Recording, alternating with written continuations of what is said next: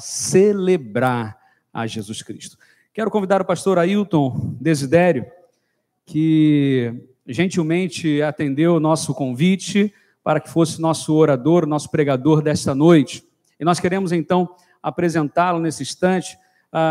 Pedir a Simone também para ficar em pé aí, por favor. Está do lado da Priscila. Simone, muito bom ter você aqui, viu? Um carinho muito grande com a sua família, né? Que Deus abençoe muito, em nome de Jesus. Meus irmãos, o pastor Ailton, a gente tem uma história, né? Assim, não é longa demais, assim, senão a gente se entrega, né? Mas quando nós chegamos ali na igreja do Lins, eu tinha 5 anos de idade. E o pastor Ailton, né, adolescente, no início da adolescência,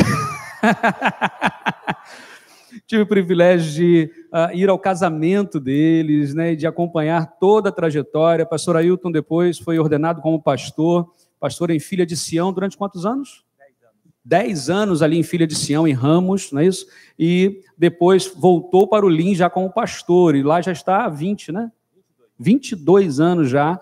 E o pastor Ailton, quando ele volta para o Lins, quem era o rapaz que estava lá sendo colocado para ir para o seminário e atendendo esse chamado? Era eu, meus irmãos. Então, primeira missão dele, assim, vai. Então, alguém que me acompanhou também durante a minha formação, tem sido um tempo muito bom. Depois disso, nos tornamos amigos, né? E esse tempo de pastorado, de ministério, muitas vezes a gente pode também orar um pelo outro, participamos de grupos onde ali a gente também coloca nossos corações diante de Deus. Pastor, muito obrigado. Muito obrigado pela sua presença aqui. Deus abençoe, viu?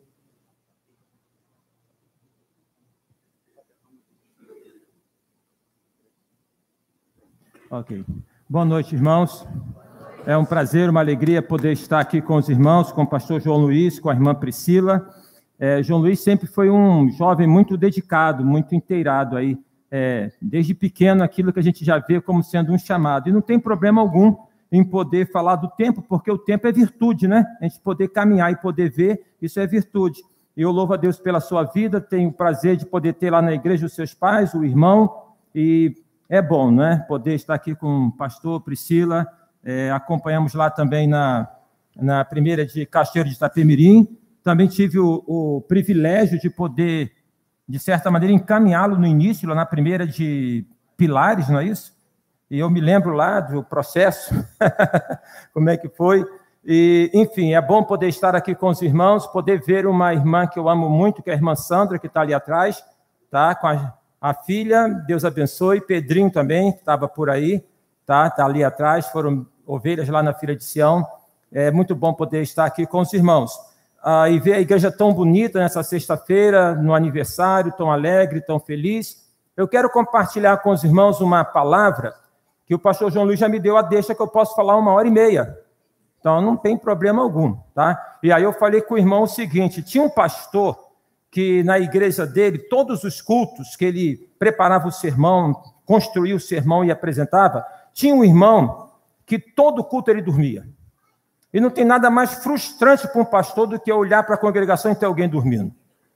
E tem alguns que têm aquela capacidade de poder dormir e até ressonar, não é? E aí, então, numa das reuniões lá com os diáconos, o pastor falou o seguinte, olha só, vamos colocar alguém lá do lado daquele irmão, porque está ficando muito chato, todo culto eu vou pregar, ele está dormindo. E aí, quando ele começar a dormir, fustiga ele lá para ele poder acordar. E aí o irmão falou assim, eu não, pastor, o senhor que ninou ele é o senhor que acorda ele. Mas eu espero não ninar ninguém aqui, tá? Então eu quero falar num tempo bem curto. Abra sua Bíblia aí em 1 Samuel, capítulo 4. Vamos ler aqui este trecho da palavra de Deus. Vamos ler do versículo 5 até o final, no versículo 22. Esse trecho da palavra de Deus relata a história onde Eli é o sacerdote, onde o povo de Israel não vivia um bom momento. Diferente do momento que os irmãos estão vivendo, que é um ótimo momento, um excelente momento, conforme nós acompanhamos e agora testemunhamos aqui. Bom, mas tem coisas na nossa vida, e dentre essas coisas tem a nossa vida espiritual, que não pode ser guardada em vidro de conserva. Porque se guardar em vidro de conserva, estraga. Então, vida espiritual, comunhão para com Deus, não pode ser guardada em vidro de conserva. Não pode ser daquela maneira que você alcança um patamar, alcança então um nível e você fala, agora está bom, está tranquilo, não é? Então, não, a gente tem que estar sempre ali orando, vigiando, procurando crescer cada vez mais. E este texto vai relatar o momento em que o povo de Israel e o sacerdote, eles dão uma cochilada espiritual, e aí há uma decadência. A proposta minha para poder falar para os irmãos é para poder, vendo os irmãos animados, pastor João Luiz, Priscila, o ministério, poder, à luz da palavra de Deus, apresentar algumas dicas bíblicas para que os irmãos continuem animados, colocar algumas sinalizações no caminho para que os irmãos saibam por onde andar, por onde prosseguir, de tal maneira que a graça do Senhor e que a glória do Senhor seja sobre a sua vida, seja sobre a sua casa, seja sobre esta congregação, seja sobre este bairro, seja sobre esta cidade, amém? Não tem nada mais que nós venhamos a precisar, que o mundo precise mais do que igrejas como a primeira Igreja Batista em Vila da Penha. Igreja resplandecente, igreja que testemunha, igreja que penetra. É o momento em que o mundo clama pela manifestação dos filhos de Deus. Então vamos ler aqui 1 Samuel, capítulo 4, versículo 5. Diz assim a palavra de Deus. Quando a arca da aliança do Senhor chegou ao arraial, os israelitas gritaram tão alto que o chão tremeu. Os filisteus ouviram a voz de júbilo e disseram, que voz de grande júbilo é esta no arraial dos hebreus? Então souberam que a arca do Senhor havia chegado ao arraial. E os filisteus ficaram com medo e disseram, os deuses vieram ao arraial. E diziam mais, ai de nós, porque nunca antes aconteceu uma coisa dessas. Ai de nós, quem nos livrará das mãos desses deuses poderosos? São os deuses que atacaram os egípcios com todo tipo de pragas no deserto. Sejam fortes, filisteus. Comportem-se como homens, para que não venham a ser escravos dos hebreus, como eles já foram escravos de vocês. Comprometam-se como homens e lutem. Então os filisteus lutaram, e Israel foi derrotado, e cada um fugiu para a sua tenda. Foi uma grande derrota, pois foram mortos de Israel 30.000 homens. A arca de Deus foi tomada, e os filhos de Eli, Ofni e Finéias, foram mortos. Então um homem de Benjamim, saindo das fileiras, correu e no mesmo dia chegou a Siló. E ele havia rasgado as suas roupas e espalhado terra sobre a cabeça. E quando chegou, ele estava sentado numa cadeira perto da estrada, olhando como quem espera, porque o seu coração estava tremendo pela arca de Deus. Depois que o homem entrou na cidade e deu a notícia, toda a cidade começou a gritar. E Eli, ouvindo os gritos, perguntou, que alvoroço é esse? Então o homem correu e deu as notícias a Eli. Ora, Eli estava com 98 anos, os seus olhos já não se moviam, e ele não podia ver. O homem disse a Eli, eu venho da frente de batalha, eu fugi de lá hoje mesmo. E Eli perguntou-lhe, o que aconteceu, meu filho? Então o mensageiro respondeu, Israel fugiu dos filisteus. Houve grande matança entre o povo. Além disso, os seus 2 filhos, Ofni e Finéias, foram mortos, e a arca de Deus foi tomada. E quando ele fez menção da arca de Deus, Eli caiu da cadeira para trás, junto ao portão da cidade, quebrou o pescoço e morreu. Ele era um homem velho e pesado, e havia julgado Israel durante 40 anos. A nora de Eli, a mulher de Finéias, estava grávida e próxima do parto. E quando ela ouviu estas notícias de que a arca de Deus havia sido tomada e de que seu sogro e seu marido tinham morrido, encurvou-se e deu à luz, porque as dores lhe sobrevieram. Quando ela estava morrendo, as mulheres que a ajudavam disseram, não tema, porque você teve um filho. Ela, porém, não respondeu, nem fez caso disso, mas deu ao menino o nome de Icabô, dizendo, foi-se a glória de Israel. Ela disse isso porque a arca de Deus havia sido tomada e por causa do seu sogro e de seu marido. E falou mais, foi-se a glória de Israel, pois a arca de Deus foi tomada. Icabô quando a glória de Deus acaba. Feche seus olhos, vamos orar ao Senhor. Senhor Deus e eterno Pai, louvamos o teu nome por estarmos aqui em culto, agradecendo, ó Deus, por este aniversário desta tua agência plantada, colocada aqui em Vila da Penha. Por cada irmão que passou, por cada irmão que agora está, pelos ministérios passados, pelo ministério do teu servo, pastor João Luiz e irmã Priscila, ó Deus, por tudo que o Senhor tens feito. Senhor, dá graça no entendimento da tua palavra, dá graça na transmissão e na aplicação pelo Espírito Santo. Nós oramos em nome de Jesus. Amém. Domingo passado, estávamos em culto, o culto aqui às 7 também, às 7, e rolava a notícia já na internet daquele episódio triste que foi o incêndio no Museu Nacional. Bom, quem está no culto que não fica ligado na internet, porque agora tem a Bíblia, né, no celular, e aí fala, não, pastor, eu estou vendo aqui, eu estou vendo a mensagem, eu estou anotando. Deus está vendo, né? Deus está vendo se é isso mesmo ou não. Então, tomou conhecimento antes. Mas o fato que eu quero ressaltar, então, que pegou fogo no Museu Nacional. Quantos aqui já tinham visitado o Museu Nacional? Quantos? Olha só, praticamente todo mundo. Ótimo. Quem não visitou antes? Quem não? Então, alguns, né? Bom, vão visitar um recente, reformado, mas aquele... E aí, então, irmãos, museu. Museu é um lugar onde se guarda a história. Museu é um lugar onde se guarda a história. Tem um ditado comum que nós falamos o seguinte, que é o seguinte, quem vive de passado é... Mas todo mundo tem um passado. Todo mundo tem uma história.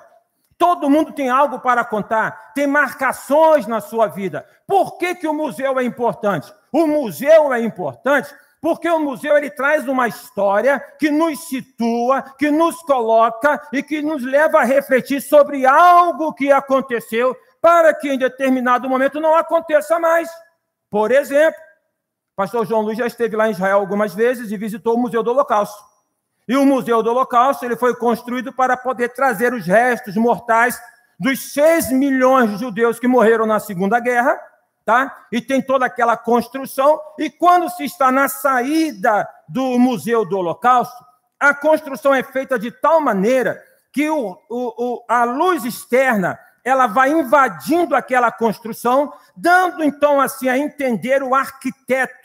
Ele, então, elaborou desta maneira que a luz penetrando nas trevas, trazendo esperança para o mundo. Ou seja, então, o museu é colocado não somente para que nós possamos ver obras de artes, aquelas coisas bonitas, mas também para sabermos a nossa origem, conhecermos um pouco da nossa história, observarmos os nossos acertos e prestarmos atenção com os equívocos que já foram cometidos. Para quê? Para não cometê-los novamente. Então, em especial lá no Museu do Holocausto, está dado para poder prestar aquela homenagem aos que foram mortos, mas para chamar a atenção do mundo para um episódio que se espera que não aconteça nunca mais. É dentro desse contexto que eu quero, então, falar sobre esse trecho, sobre essa história. Existem pessoas que ignoram o Velho Testamento, que acham que o Velho Testamento ele não tem mais tanto sentido. Existe tanta loucura hoje por aí, não é verdade? Existem tantas distorções. Não tem como poder entender o Novo Testamento se não for lá visitar o Velho Testamento. E o Velho Testamento ele vai nos dar assim, uma beleza nas histórias que, se nós nos apropriarmos delas devidamente, podemos fazer facilmente o paralelo e aplicar à nossa vida. Então, aqui é da ordem da história do povo de Israel, que num primeiro momento estava o quê? Muito feliz. Estavam felizes, estavam festejando, estavam alegres, assim como os irmãos estão. Assim como a igreja está no aniversário. Momentos alegres são importantes, momentos felizes devem ser cultivados, mas os momentos alegres e os momentos felizes, eles também são perigosos, se nós não soubermos lidar com eles. Porque é quando tudo está indo muito bem, que a tendência minha e sua, naturalmente, é o quê? De nos relaxarmos. Tudo está indo muito bem e nós, então, relaxamos, inclusive, na nossa vida espiritual. Se você der uma olhadinha na sua história e observar alguns momentos da sua vida, veja aí quais desses momentos você foi mais crente. Se é que nós podemos falar assim. Você vai observar que foram os momentos em que você passou por uma dificuldade, uma enfermidade, um desemprego, essas coisas que acontecem na vida e que elas, então, nos colocam frente à nossa fragilidade e faz com que nós, então, e nós somos levados, então, a buscarmos mais da presença de Deus.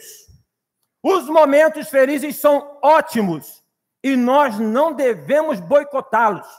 Não devemos ter aquela perspectiva, esse negócio está muito bom, então tem alguma coisa errada que vem por aí. Tem gente que é assim, né? E ela boicota o momento que é um momento bom. Não. No entanto, nós temos que estar avisados para que no momento bom nós não possamos o quê? Baixar a guarda. Nós não possamos o quê? Arrefecer. Nós não possamos o quê? Esmorecer. Até porque, veja bem, quando diz o texto do livro de Jó que o inimigo veio perante Deus, não é um negócio estranho, esquisito, mas ele foi lá. E ele vai apontar Jó, ou melhor, Deus vai falar de Jó, e ele vai falar que Jó só teme a Deus porque Jó tem muito dinheiro, tem uma família muito bonita, está tudo certinho. E aí, então, ele pede a permissão de Deus para poder o quê? A tese do inimigo é o seguinte, se tocar na vida dele, ele vai blasfemar contra ti. Essa é a tese de todo o livro de Jó. E essa tese permanece até hoje. Ó, só está lá na igreja, só está lá porque, na verdade, o senhor tem cercado de tudo que é bom para ele. Mas no dia que tirar, eu quero ver se ele continua. Tanto é, irmãos, que nós vivemos uma época hoje onde já tem mensurado os chamados desigrejados. Desigrejados que podemos aí colocar dentro dessa nomenclatura os decepcionados. Decepcionados com a igreja, mas decepcionados com Deus. Por quê? Por um equívoco teológico, por um equívoco na interpretação bíblica, por entenderem que por estarem perante Deus, estão imunes aos problemas, estão imunes às dificuldades. Isso não é verdade, nunca foi verdade. Jesus Cristo nunca deixou margem para isso. O que eu quero dizer para os irmãos é o seguinte, celebrem, glorifiquem a Deus pelo aniversário, mas mantenham a vigilância. Porque são nesses momentos em que o inimigo olha e vem para poder atacar, porque imagina os irmãos, na medida em que a igreja primeira de Vila da Penha cresce, o inferno perde. Na medida em que os irmãos avançam, as trevas cedem. Então, tudo que o inimigo ele deseja fazer na agência de Deus aqui em Vila da Penha é colocar obstáculos, é impedir que essa caminhada possa ir de progresso em progresso, de vitória em vitória. Então, este é um momento de celebração, mas é um momento também para nós refletirmos. Aí os filisteus tomaram conhecimento daquela festa, souberam que a arca do Senhor tinha chegado em Israel e se levantaram em guerra contra Israel. Israel sinalizando hoje que a igreja se constitui no Israel espiritual de Deus. Eu e você, porque a igreja somos nós, igreja não é mobília, igreja não é prédio, muito embora ela precise de uma mobília, ela precise de um prédio, mas igreja somos nós. Nós somos o Israel espiritual de Deus. E desta maneira, então, o inimigo ele vem para nos atacar, porque ele quer impedir o progresso da igreja. Porque ele quer impedir a expansão do reino de Deus. Deste modo, então, os filisteus se levantaram contra o povo de Israel e venceram e derrotaram. Em alguns momentos, o inimigo ganha algumas paradas, algumas disputas na nossa vida. Ele ganha. Ele é um derrotado, já foi vencido, já foi destruído. Mas em alguns momentos ele ganha algumas batalhas, porque nós arrefecemos a nossa fé, porque nós deixamos de vigiar, porque nós deixamos de buscar, porque nós deixamos de olhar para a cruz e começamos a dar atenção às coisas de menor valor. Se você lê o livro de Hebreus, tem que ler todo ele, mas vamos pegar do capítulo 10, que termina assim: porque o justo viverá pela fé. E aí diz: e se ele negar, e se ele retroceder, a minha alma não tem prazer nele. Mas, olha o reforço positivo. Mas nós não somos, ou a igreja não é, daqueles que retrocedem. Então, o irmão não é daqueles que correm da luta, mas enfrentam a luta. Os irmãos enfrentam a luta. O irmão não foge, o irmão enfrenta. Enfrenta na dependência do Senhor. E aí, então, à luz desse versículo ali no final do capítulo 10 de Hebreus, tem todo o capítulo 11, que são exemplos de homens de fé. Pela fé, Abraão, pela fé, e vai dando exemplos, de tal maneira que quando chega no capítulo 12, começa assim: nós também, que estamos rodeados de uma nuvem de tão grandes testemunhas, deixemos todo o embaraço e o pecado que tão de perto nos rodeia e corramos com perseverança a carreira que nos está proposta. Fazendo o quê? Olhando para Jesus, o autor e consumador da nossa fé. Para quem que o irmão tem olhado?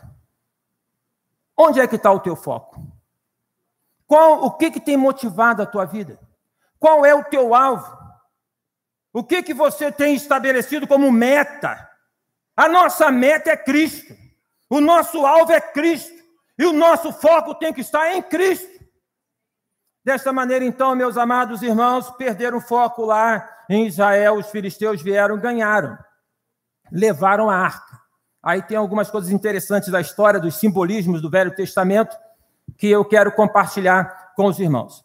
A arca, grosseiramente, um caixote, um baú, você encontra detalhes sobre ela em Êxodo, capítulo 37, onde foi construída para que ali fosse colocada as tábuas da lei. As tábuas da lei, aquilo que Deus falou para Moisés no Monte Sinai. A arca, ela foi construída de madeira de acácia. E aí, quando nós vamos observar o que é acácia não é uma madeira nobre. A acácia é uma madeira de espinho, que tem espinhos. A acácia é uma madeira retorcida. A acácia é uma madeira muito grossa, que ela é de uma árvore que dá no deserto. Observe, então, os irmãos, que a construção da arca foi feita de madeira de acácia. A Bíblia fala que eu e você fomos construídos ou formados a partir do barro. Então, podemos falar que nós temos aqui uma constituição semelhante à madeira de acácia. Você se julga bom, mas você não é tão bom como você imagina que é. Você é retorcido, você tem espinhos, você tem nós. E não fique chateado com isso, porque todos nós temos.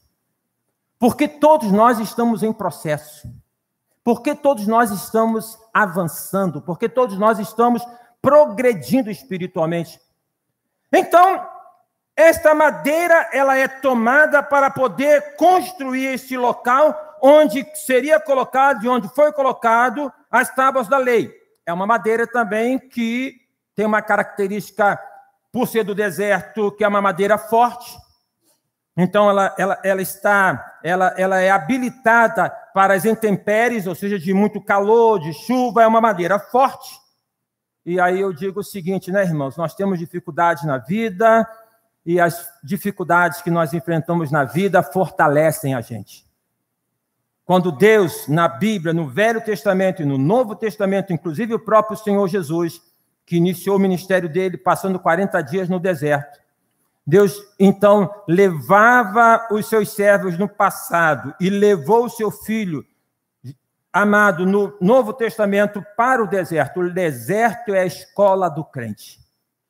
No deserto, nós aprendemos lições que nós não aprenderíamos se estivéssemos na praia. não aprenderíamos se estivéssemos no sítio. Deus nos leva para o deserto, para poder moldar o nosso caráter, para poder aperfeiçoar a nossa vida, para que nós sejamos ainda melhores num processo gradual de formação do Espírito Santo de Deus.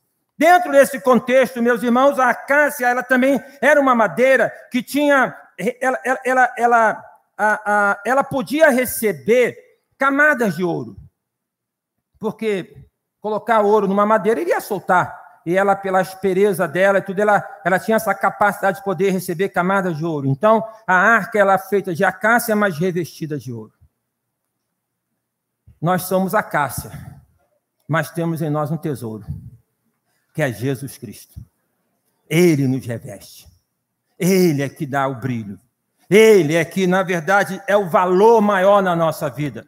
Então, o entendimento era que a arca, ela comportava a presença de Deus, Deus presente na arca. Isso vai passar depois para o templo.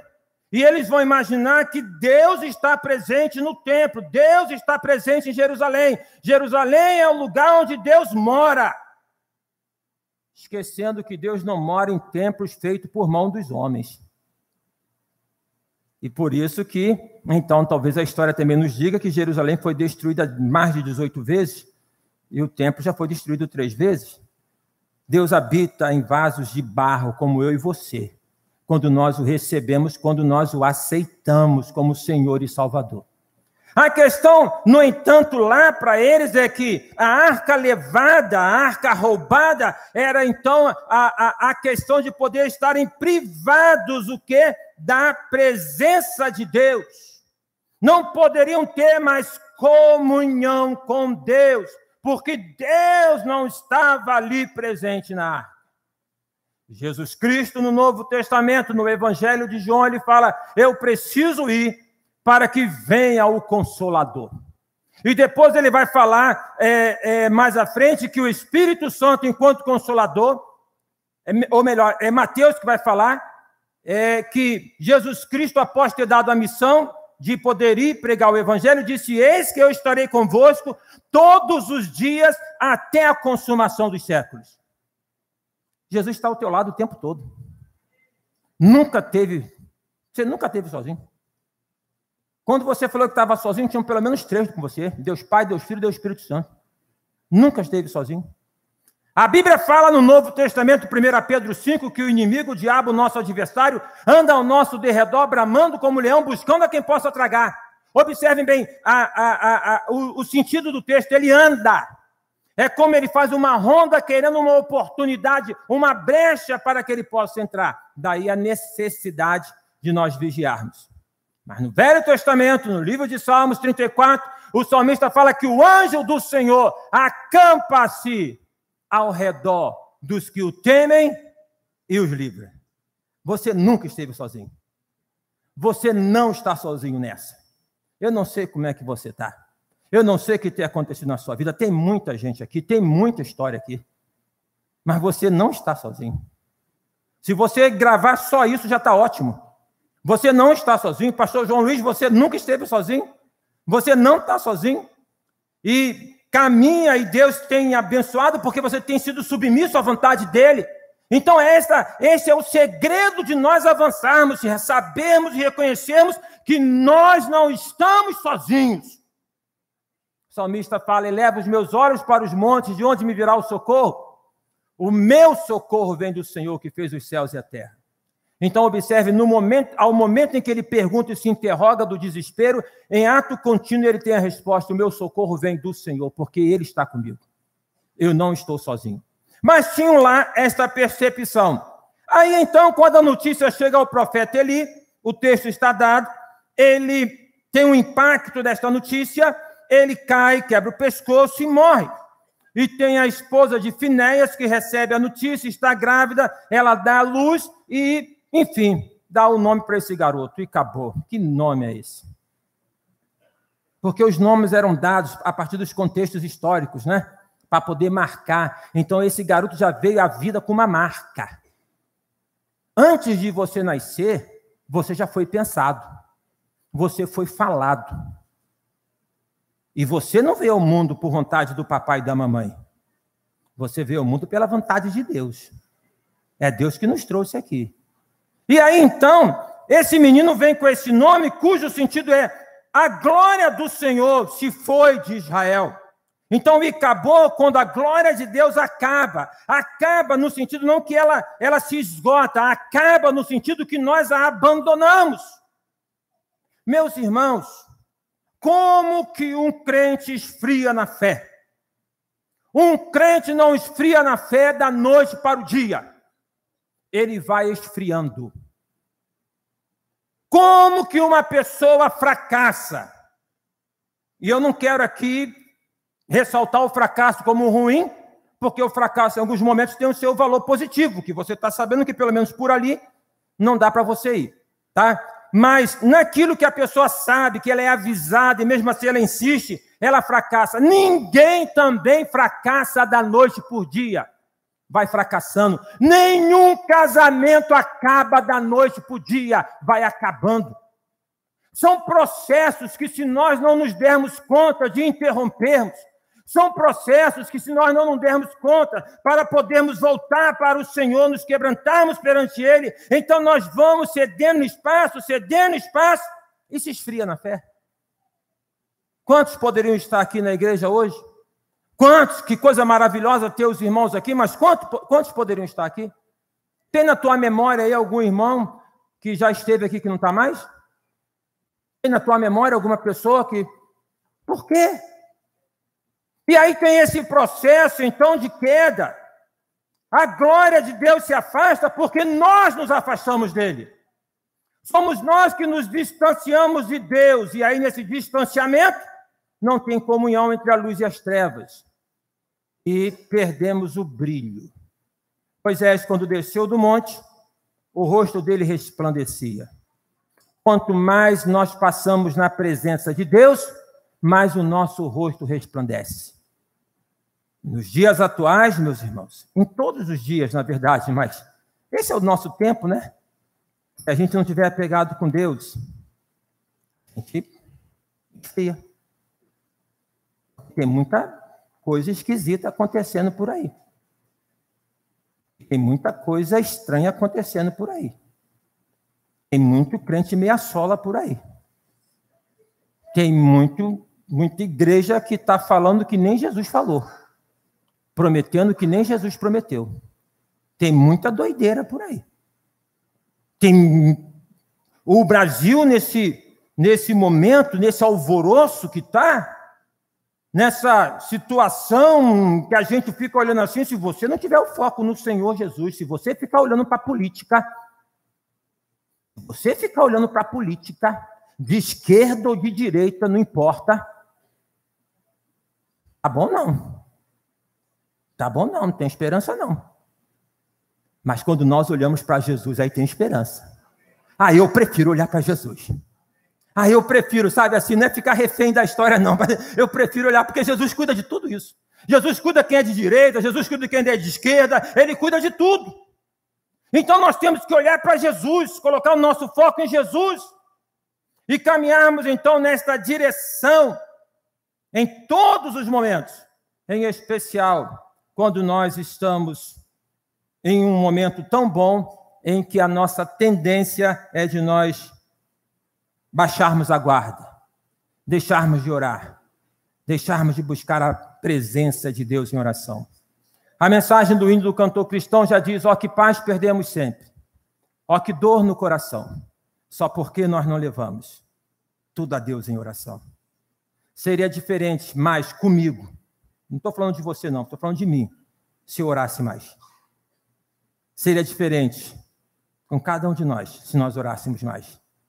Se nós meditássemos mais na palavra de Deus e perseverássemos em poder cumprir mais da palavra de Deus. Renovados, cada vez mais nós seríamos para podermos enfrentar esse mundão que está aí do nosso lado. Para que a glória de Deus não se acabe, não saia da nossa presença, para que os irmãos aqui, Igreja do Senhor Jesus, a agência dele colocada neste lugar, para que os irmãos continuem avançando, progredindo, para que os irmãos continuem abençoando as pessoas aqui ao redor, para que os irmãos continuem abençoando pessoas mais distantes, porque a luz, ela tem um poder de penetração enorme. E a primeira igreja batista em Vila da Penha, ela tem esse referencial, ela é uma igreja que tem penetrado em muitos lugares. Algumas sinalizações. Primeira sinalização é a nossa relação de amor para com Deus, da nossa devoção para com Deus, para que a glória do Senhor não se afaste da minha vida, da sua casa, da sua família e da igreja. Nós precisamos nutrir e buscar o amor para com Deus a cada instante, a cada momento. Uma relação para com Deus que não seja pautada no legalismo, uma relação para com Deus que não seja pautada na chibata, uma relação para com Deus na referência da oração em que Jesus fala, Pai nosso que estás nos céus. Então, filho que ama o pai, e não há alguma coisa que fira mais o coração de um pai, de um filho que o negligencie. A relação é essa, de amor. Eu amo a Deus, porque eu sei que Ele me ama. E o amor dele para comigo faz com que eu o ame ainda mais.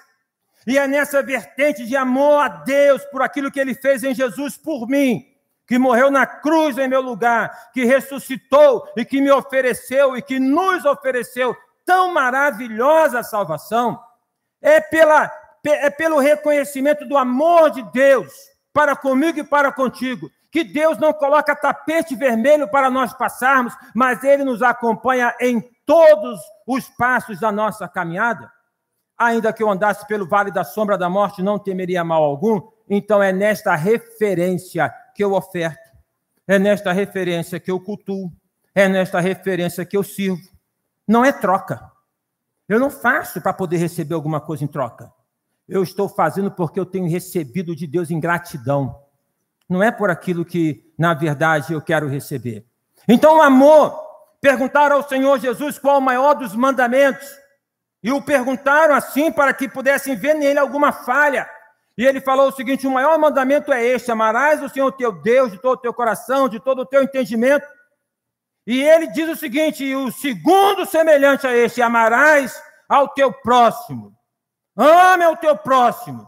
Ou seja, não tem amor para com Deus que está distante do amor para com o próximo. E João fala, se você diz que ama a Deus, que não vê, mas não ama aquela pessoa que você vê, você é mentiroso.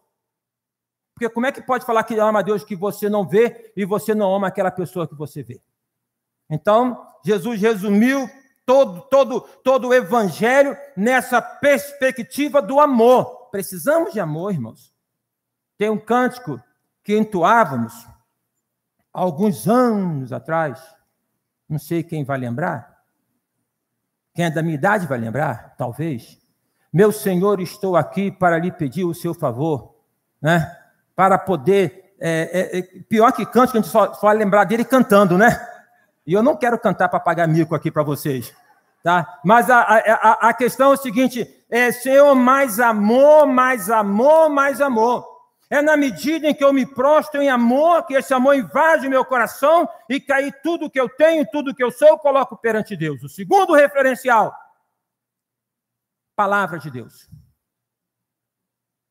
Nós vivemos no mundo das opiniões. Nós vivemos no mundo dos youtubers. Como fazer? O que você imaginar de bom ou de ruim, como fazer, coloca no professor Google que você vai ver. De bom ou de ruim. Procura no YouTube que você vai ver. E as pessoas estão assim, como fazer isso? Como fazer aquilo? Gente, a minha mãe, que o pastor João Luiz conheceu, fazia um bolo que era uma delícia. Uma coisa maravilhosa. Hoje em dia, está um negócio de fazer bolo. Como fazer o bolo? Inclusive, até a minha sobrinha, ela foi estudar, e eu falei, minha filha, esse bolo está até dó de partir. Porque isso é uma obra de arte tão grande que meter a faca no bolo desse é uma crueldade. Não é? É assassinar uma obra de arte. Mas o que eu quero ressaltar é o seguinte: a minha mãe fazia, minha avó fazia, todo mundo fazia. Mas agora não, como fazer um bolo fofinho? Como fazer um bolo crescer? Como fazer? Então, tudo que você pode imaginar como fazer, você vai encontrar. E aí, tem nessa pluralidade de como fazer, nós ficamos atordoados também com tantas coisas e tantas possibilidades. Eu não sou velho, irmãos. Eu sou rodado. Sou do tempo de ir no mercado e de ir na prateleira. Qual é o arroz que você quer comprar? Aí tinha lá aquela marca. Hoje tem trocentas marcas. Tem um arroz mais longuinho, mais roxinho, mais isso, mais aquilo. Você fica assim, mas eu só quero um arroz. Tem um feijão disso, feijão daquilo, feijão daquilo. Então tem uma pluralidade onde que vivemos uma época em que as pessoas estão tontas dentro do contexto de igreja. Não sei quantas igrejas tem ao redor aqui. Muitas, né? Vou para onde? Para onde é que eu vou hoje? Teve um domingo que eu falei lá na igreja o seguinte: eu vou dar uma ideia para vocês não fazerem, porque essa ideia não é boa. Não é de Deus. Mas eu vou para poder chamar a atenção. Você quer ir para uma igreja? Se você é daqueles que querem estar em locais assim, por exemplo, hoje é domingo. Domingo não, hoje eu quero assistir uma cantata. Então crie um aplicativo, infeliz, em que pode colocar todas as igrejas. Eu tenho uma cantata na igreja do Lins, você vai para lá. Eu quero assistir uma peça. Eu quero assistir o pastor João. Eu quero... Se vocês estão entendendo, então tem uma pluralidade em que as pessoas... Não estou falando de vocês não, porque aqui não são assim, é só lá na igreja do Lins que é assim. Tá? É que alguns ficam naquela de onde é que eu vou, para onde é que eu vou, o que é que eu quero pegar. Ou seja, a concepção de poderem receber. Nisso, meus amados irmãos, o que está entrando em questão é a palavra de Deus. O que está sendo colocado como refém é a palavra de Deus. A automotivação já chegou há muito tempo nos púlpitos. O coach já chegou há muito tempo nos púlpitos. Como fazer, como não fazer, lê a Bíblia. Examine a palavra de Deus. Meus irmãos, na medida em que nós nos distanciamos da palavra de Deus enquanto alimento, nós vamos fraquejando. Na medida em que nós nos distanciamos da palavra de Deus enquanto sustento, nós vamos fraquejando. Vamos para a Bíblia. A Bíblia não vai falar com quem você vai casar. É porque é fulano. Vamos parar com essa bobeira. Porque Deus me falou. Que negócio é esse? Teve uma vez que eu recebi uma senhora na igreja, que ela falou o seguinte para mim: eu nasci numa família na feitiçaria, fui apresentada como bebê na feitiçaria, me casei na feitiçaria, me casei com um feiticeiro. Aí eu me converti. E o meu casamento não era bom, meu casamento era o inferno. Qual é a dedução lógica? Qual é a dedução lógica?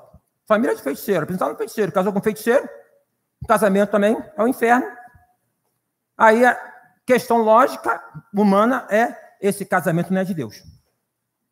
Aí ela aceitou Jesus numa igreja que ela estava, compartilhando com o pastor dela falou o seguinte: minha irmã, seu casamento não é de Deus, não. Olha só esse pastor, idiota. Aí, ela separou, porque ela estava em crise. Aí o pastor dela disse: eis que o Senhor me revelou que tem um varão aqui que Deus está mostrando para você. A mulher não tinha sido feliz no primeiro casamento. Era um inferno. Se converteu. Agora vai ser o céu. Ela casou. Aí ela foi me procurar, João. Depois de algum tempo. Pastor, é isso. Ela falou assim: pastor, meu casamento agora está um inferno. Pior do que o primeiro. O que eu faço? Eu não sei. Eu só sei que o teu pastor fez uma lambança enorme. Né? Por quê, irmãos? Falta de conhecimento. Não, porque Deus mandou nada. Lê a Bíblia, minha gente. Analfabetismo bíblico, vamos ler a Bíblia. O que Deus diz? Deus não vai falar assim, é aquele de olho azul, é aquela de olho claro, é aquela... Mas Deus vai dar um enquadramento de quem é. Isso eu estou usando para casamento, para relação, mas tudo na vida. Porque parece que a gente vive num tempo em que se consulta uma bola de cristal para poder Deus falar, vai por ali, vai por aqui. E é fácil. Porque aí a pessoa, então, ela não se dedica no estudo da palavra. Ela não faz o entrelaçamento da palavra, porque é uma outra coisa também que estão pegando versículos, interpretando o versículo por ele só. J.R. foi seu professor? Não, a J.R. contava o seguinte, que o pastor preguiçoso preparava o sermão assim, domingo de manhã. Orava assim, eu vou abrir a Bíblia, botava o dedo, e onde caía ele pregava. E isso ele fez durante anos. Até que um dia, um domingo, ele orou, e Judas suicidou-se. É um tema bom, né? Setembro Amarelo, poder falar, um tema bom assim, de poder conscientizar, né? Nisso. Aí ele pensou, não, mas esse negócio de suicídio é muito complicado. Não valeu não, vamos fazer de novo. Aí fez, colocou o dedo, vai e faz o mesmo. Aí ele falou, está complicado, está difícil, senhor, seja mais claro. Aí foi de novo, terceira e última vez. E o que tens de fazer, faça-o depressa. Gente, não pode tirar o texto do contexto. Então, a glória de Deus se afasta onde a palavra de Deus não está presente. O salmista disse, escondi a tua palavra no meu coração, para eu não pecar contra ti. Irmãos, amor, palavra, comunhão. A questão é a seguinte. A Bíblia fala no livro de Efésios que nós éramos forasteiros, gentios, mas que em Jesus nos tornamos concidadãos dos santos e nos tornamos família de Deus. Isso é uma coisa maravilhosa. Você não me conhece, mas você é meu parente. Nós somos irmãos. Isso é maravilhoso. Em Cristo nós somos um. Isso é uma coisa maravilhosa. A questão, no Velho Testamento, essa comunhão era muito assim, de clã, era muito assim, de família, o povo de Israel, aquela coisa... E o que acontecia? Estava Eli lá na casa dele, e os filhos aprontando para lá, o povo para lá, e Eli para cá, fazendo vista grossa, sem comunhão. Sem estar naquela relação de um poder ajudar o outro. A relação de ajuda tem a ver com exortação. Paulo fala que devemos exortar uns aos outros em amor, e exortar é a palavra que tem a mesma raiz também de consolar. Meus irmãos, onde não há comunhão, também vai faltar espaço para a presença da glória de Deus. O salmista diz, ó, quão bom e quão suave é que os irmãos vivam em união. É como óleo precioso que desce sobre a cabeça e a barba de Arão. Então, esse lugar maravilhoso da comunhão, porque na comunhão um ajuda o outro, um fortalece o outro. Se um cai, o outro vai ajudar para levantar. Uma ocasião também, eu estava na igreja e a irmã conversando com outros, mas ela estava conversando para eu escutar. Né? Eu não estava na conversa, mas ela queria que eu escutasse. Eu não sou surdo. Aí ela conversou, não, porque fulano de tal está assim, porque Beltrano está assim. Aí eu falei assim para ela, irmã, a irmã está sabendo de muita coisa. Porque tem gente na igreja que sabe de muita coisa, né? Não sabe da Bíblia, mas da vida dos outros, às vezes sabe muito. Aí ela pegou e falou assim, pastor, é porque o senhor, pastor é assim, é o último a saber, é como se fosse marido enganado. Ainda abusada, né? Aí eu falei para ela, não, irmã, a questão é a seguinte, é que eu sou pastor, não sou policial, não. Eu não fico atrás da vida de ninguém para saber o que é. Eu estou pronto para ajudar quem precisa, mas ir atrás não vou ficar atrás, não. Porque também tem um negócio que as pessoas falam assim, eu vou falar para o senhor, mas o senhor não pode falar que eu falei. Então não fala. Porque vai me forçar a mentir. Quem foi que falou para o senhor? Não, foi Deus que falou. Mentira. Então não fala. Porque pode me colocar num processo. Porque eu vou mover um processo contra o senhor.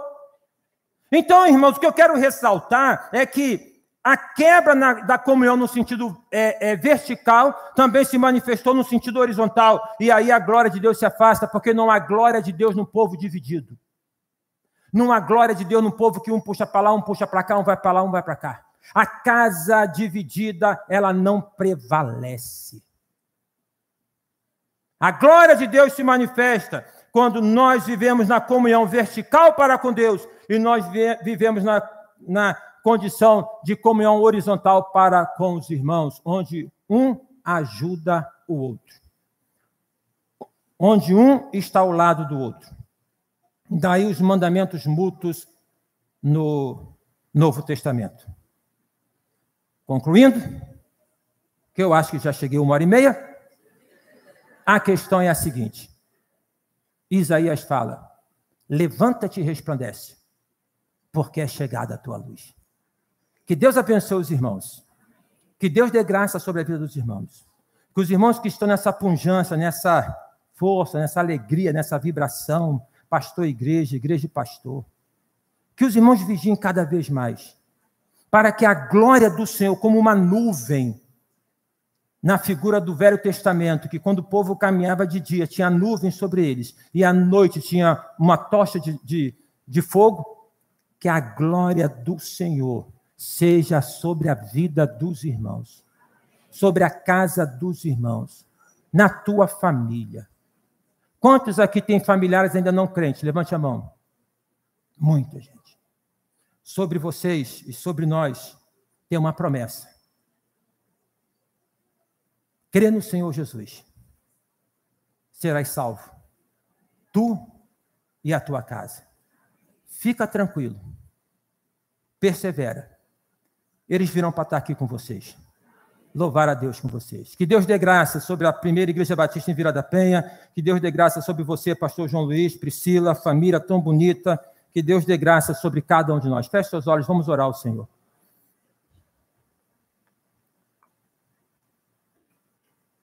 Senhor Deus e eterno Pai, te agradecemos pela tua palavra, tão somente pela tua palavra. Que é rica, que é preciosa. Ó Deus, e que possamos, à luz da tua palavra, cultivar esse relacionamento contigo, submetermos ao Senhor em amor e vigiarmos, ó Pai, examinando na tua palavra qual é verdadeiramente a tua vontade, de buscarmos a tua presença em oração, de santificarmos nossa vida a ti, de colocar tudo aquilo, ó Pai, que por vezes está fora do eixo perante o Senhor e caminharmos sempre na tua glória. Que possa faltar água, que possa faltar o alimento, como diz a poesia, mas que não nos falte nunca a presença de Jesus. Dá graça sobre o pastor João Luiz, a Priscila, esse ministério, a família deles. Dá graça, ó Pai, sobre a primeira Igreja Batista em Vila da Penha, cada casa, cada família, que seja uma igreja cada vez mais, ó Pai, gloriosa, como diz a tua palavra, como noiva de Cristo. Oramos em nome de Jesus. Amém.